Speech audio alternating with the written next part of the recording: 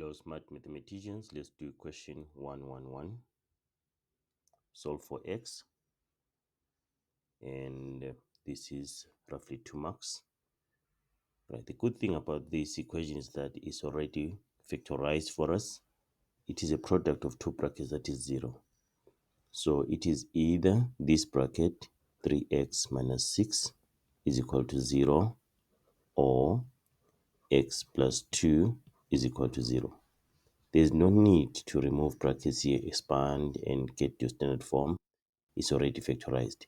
If you multiply these two brackets, you'll get 0. So it's either this bracket is equal to 0 or this bracket is equal to 0.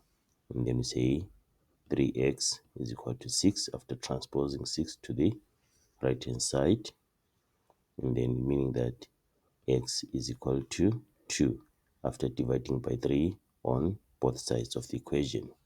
Or we can subtract 2 from both sides of the equation. We get x is equal to -2.